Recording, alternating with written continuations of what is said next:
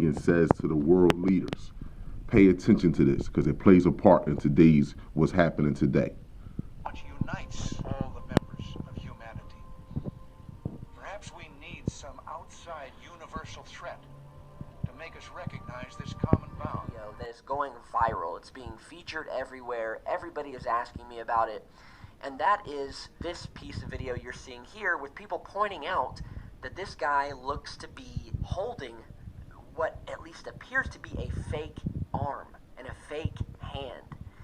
And as you're seeing the video here, notice how broad and how large his overcoat is compared to the other. How fucking scared these white folks is. It's 7:45 in the morning, and look, already you got airplanes coming from each directional side. This is a chemtrail right outside my home. Right outside my home. They spraying that shit in the air right outside my home. Peace and love to all the goddesses and gods who see the God in me. I wanted to touch base on a few things today. One of the things I wanted to talk about is that when I post things on my page, it's to make you think. Every day you should be using this muscle right here, both sides, the right side of the brain and the left side of the brain. You should be using those muscles every day to learn something new. To all the goddesses and gods who see the God in me, I wanted to touch on nature just a little bit because, like I told you, I look at and study nature, science, and astronomy. Now, the Europeans has given you a book and made you believe that they're studying this book, when the whole time they're studying nature, science, astronomy, and as well as you, black woman and black man. We have only the illusion of democracy, but are in fact controlled by a small handful of global special interests rigging the system, and our system is rigged. I would have put the pats in, I just can't. You're a slave to the record. I would have put the pats in, I just can't. You're a slave to the record. Okay. I am. I The work of Dr. Cheikh Anta Diop, the brilliant Senegalese scholar, who wrote a book, The African Origins, Myth or Reality, Civilization or Barbarism, the Cultural Unity of Black Africa. And as he developed his understanding, he said that for a people to oppress another people, this has nothing to do with African culture or European culture, this is people to people.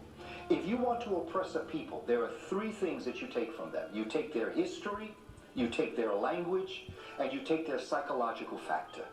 Their psychological factor are what we call VIPs. Dr. Leonard Jeffries calls them the values, the interests, and the principles of a people.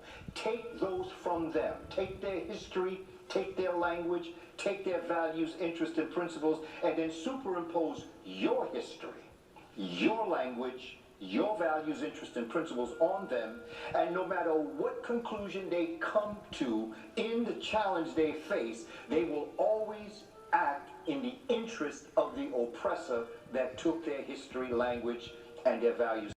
That didn't happen, and that's where I over-exaggerated that part. Why did you do that?